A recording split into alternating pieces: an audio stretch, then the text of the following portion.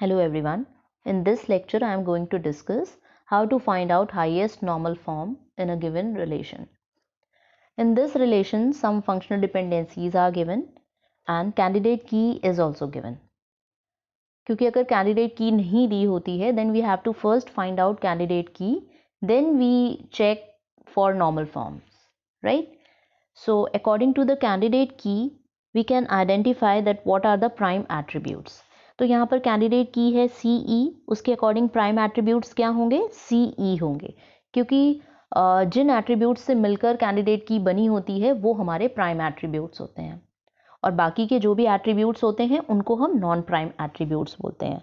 तो यहाँ पर रिलेशन में देखिए ABCDEF में CE को आप रिमूव कर दीजिए और बाकी जितने भी एट्रीब्यूट्स हैं वो नॉन प्राइम एट्रीब्यूट्स होंगे, like A, B, D and F. These are the 4 non-prime attributes. अब हम एक एक फंक्शनल डिपेंडेंसी को चेक करेंगे और हम स्टार्ट करेंगे BCNF से. कंडीशन हम जानते हैं BCNF की 2 कंडीशंस होती हैं, उसके अकॉर्डिंग या जो भी नॉर्मल फॉर्म होता है उसके अकॉर्डिंग हम चेक करेंगे. और अगर कोई फंक्शनल डिपेंडेंसी BCNF में है तो बाकी नॉर्मल फॉर्म्स में उसको चेक करने की ज़रूरत नहीं है. मतलब अगर कोई फंक्शनल डिपेंडेंसी BCNF में है तो बाकी नॉर्मल फॉर्म में ऑटोमेटिकली वो होगी ही होगी. ठीक है, तो हम स्टार्ट करते हैं BCNF से. यहाँ पर फर्स्ट फंक्शनल डिपेंडेंसी को चेक करते हैं C to F को. BCNF की कंडीशन होती है, पहली कंडीशन होती है that table must be in third normal form and the second condition is that the attributes present in left hand side must be a super key. तो यहाँ पर जितने भी एट्रीब्यूट्स हैं लेफ्ट हैंड साइड में, वैसे तो अगर एक एक फंक्शनल डिपेंडेंसी की बात करें तो जितनी भी फंक्शनल डिपेंडेंसीज हैं उनके लेफ्ट हैंड साइड में जितने भी एट्रीब्यूट्स हैं वो सुपर की होने चाहिए. ठीक है, तो जिस फंक्शनल डिपेंडेंसी में ऐसा है वो पर्टिकुलर फंक्शनल डिपेंडेंसी BCNF में होगी. तो यहाँ पर हम चेक कर लेते हैं कौन सी सुपर की है. तो पहली फंक्शनल डिपेंडेंसी को कंसीडर करते हैं C to F. यहाँ पर हमें चेक करना है C को. लेफ्ट हैंड साइड में एट्रीब्यूट है C, क्या ये सुपर की है?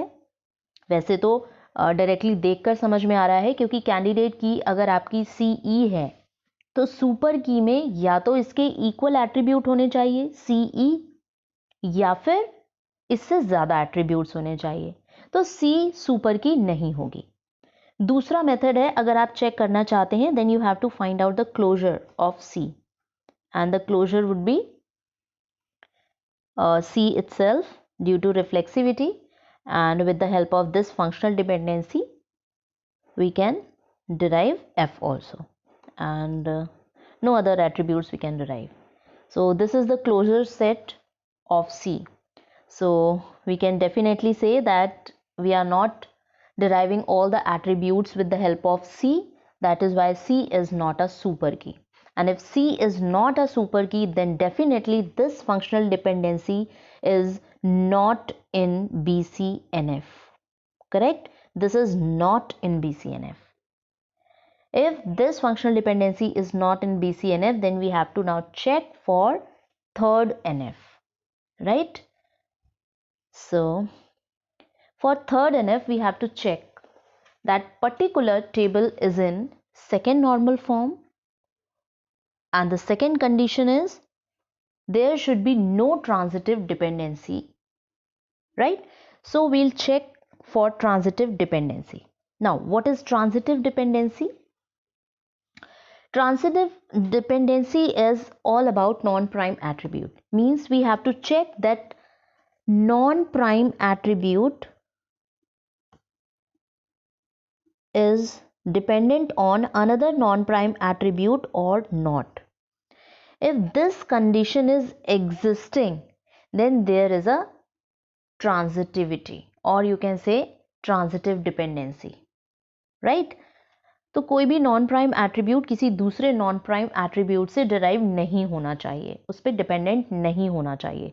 अगर ऐसा है इट मीन्स ये थर्ड नॉर्मल फॉर्म में नहीं है. तो यहाँ पर जो फर्स्ट फंक्शनल डिपेंडेंसी है इसको देखिए, F is a non prime attribute, okay, but C is not a non prime attribute, it is a prime attribute, right? तो यहाँ पर ट्रांजिटिव डिपेंडेंसी तो नहीं है, लेकिन अगर आप ऑब्जर्व कर पा रहे हैं तो यहाँ पर पार्शियल डिपेंडेंसी नज़र आ रही है। कैसे? अब पार्शियल डिपेंडेंसी क्या होती है भाई? थर्ड नॉर्मल फॉर्म की कंडीशन ये वाली तो फुलफिल नहीं हो रही है, तो दूसरी कंडीशन भी तो है थर्ड नॉर्मल फॉर्म की, ये पार्शियल डिपेंडेंसी तो नहीं है।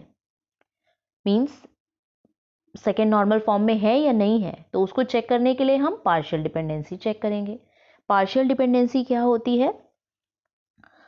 अगर कोई नॉन प्राइम एट्रीब्यूट या फिर मैं कहूं कैंडिडेट की के पार्ट पे डिपेंडेंट होता है, तो ऐसी डिपेंडेंसी को पार्शियल डिपेंडेंसी कहते हैं। और यहां पर आप फर्स्ट फंक्शनल डिपेंडेंसी में देख रहे हैं जो सी है, that is the part of candidate की, means it is a half candidate key. That is why in this functional dependency partial dependency is existing, right? So this functional dependency not in BCNF, not in third NF, and also not in second NF, right? So this functional dependency is in first normal form, correct? Now check for other functional dependency. अगर एक functional dependency हमने confirm कर दी है कि वो first normal form में है, then there is no need to check further functional dependencies, क्योंकि अगर एक भी functional dependency first normal form में आ गई, इट मीन्स बाकी अगर सारी की सारी भी BCNF में आ जाएं तो भी ये रिलेशन BCNF में नहीं होगा, ठीक है? तो यहाँ पर वैसे तो आगे चेक करने की ज़रूरत नहीं है, लेकिन फिर भी प्रैक्टिस के लिए हमें सारी फंक्शनल डिपेंडेंसी को चेक करने आना चाहिए। तो सेकेंड फंक्शनल डिपेंडेंसी को चेक करते हैं। Second functional dependency exactly first की तरह है, क्योंकि आप यहाँ पर देखें तो जो A है that is a non prime attribute and E is the part of candidate key, right? E again is not a super key. That is why this relation is again not in BCNF, right? And now we have to check for third normal form. So A is a non-prime attribute and it is dependent on a prime attribute. So transitive dependency तो यहाँ नहीं समझ में आ रही, लेकिन partial dependency दिख रही है। कैसे? क्योंकि नॉन प्राइम एट्रीब्यूट कैंडिडेट की के एक पार्ट पे डिपेंडेंट है। That is why this relation is not in third normal form and also not in second normal form. This is only in first normal form, right. First normal form की condition क्या होती है already मैं आपको बता चुकी हूँ कि जितनी भी वैल्यूज हैं दैट शुड बी एटॉमिक, और जो भी रिलेशन गिवन होता है वो ऑटोमेटिकली फर्स्ट नॉर्मल फॉर्म में होता ही होता है. Now the third functional dependency, इसको अगर आप चेक करते हैं, देखिए यहाँ पे EC to D. Now D is a non-prime attribute, but EC, what EC is here? EC is the candidate key for this relation. So D is dependent on EC. EC means a candidate key as well as super key. So this relation is in BCNF. And if this relation is in BCNF, then definitely it would be in third NF, second NF and 1NF as well, right? Now the fourth partial dependency, fourth functional dependency is like, first of all we have to check for BCNF. So we have to check left hand side. देखिएगा left hand side super की है, super की बिल्कुल भी नहीं है ये, right. Super की आप इसका क्लोजर चेक कर सकते हैं. ए क्लोजर क्या होगा? ए क्लोजर सिर्फ और सिर्फ ए और लास्ट फंक्शनल डिपेंडेंसी से बी फाइंड आउट होगा, ए बी. तो with the help of A V can not find all the attributes. That is why A is not a super key, and if A is not a super key, then this relation is not in BCNF. Now check for transitive dependency. B is a non-prime attribute which is dependent on again a non-prime attribute. Means in this functional dependency there is transitive dependency, right? So this is not in third normal form. Now check for partial dependency. Non-prime attribute is dependent on non-prime attribute. That means there is no partial dependency. So this functional dependency is in second normal form, right? But if it if this functional dependency is in second normal form, then definitely it would be in first normal form, right? So according to these four functional dependency, the common normal form is 1NF. That is why this relation is in first normal form, right?